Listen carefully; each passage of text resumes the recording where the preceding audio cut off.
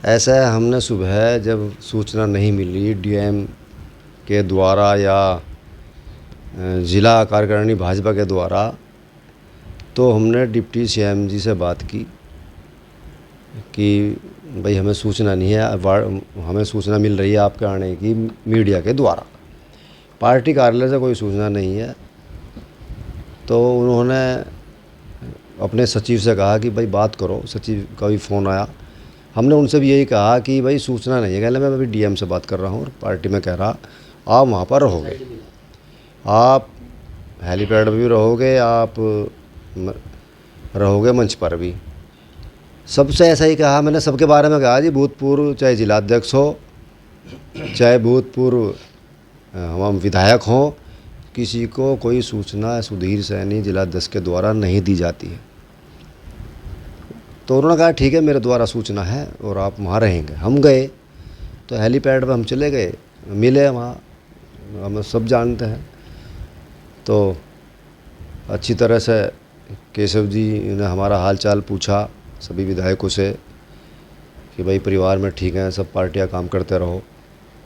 तो हमने वहाँ शिकायत नहीं की कि भाई ऐसा ऐसा है मामला चल रहा ज़िले में, क्योंकि हमें तो पार्टियां काम करना हो। जिले में चल क्या रहा है, ये क्या वजह भाई है? पता नहीं, तो कोई तो पूछो जिलाध्यक्ष से। सूचना नहीं मिलती, बिना सूचना के हम जानेंगे नहीं।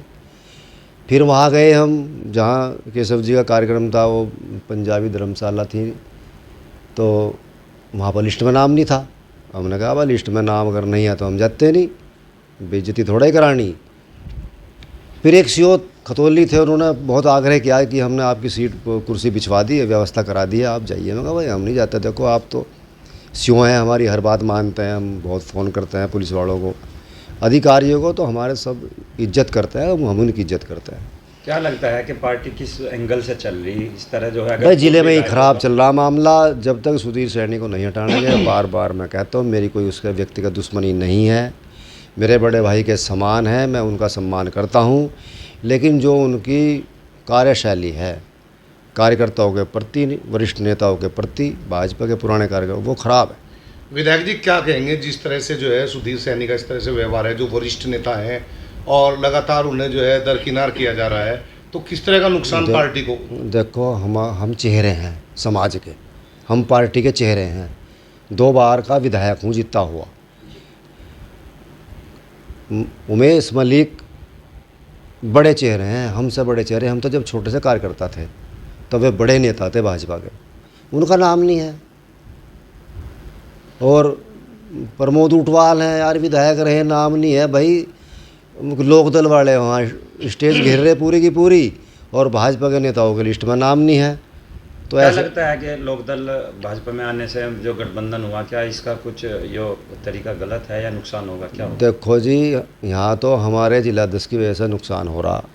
संजीव बालियान की हार भी सुधीर सैनी के कारण हुई। हमने पहले ही कहा था संजीव बालियान जो कि इसे जिलाध्यक्ष मत बनवाओ, किसी को बना लो, लेकिन जिद पर अड़े रहे, वो बनवा दिया। भाई सीट हार गए, बहुत दुख है हमें।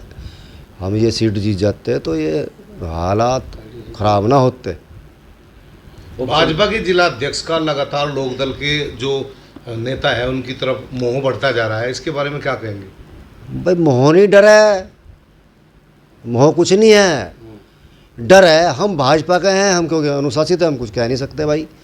हम तो आप आ गई अपनी बात कह दी, बात तो हम सबको कह दें, चाहे धर्मपाल जी हैं उनसे भी जा कहा भाई इनसे जान बचवाओ।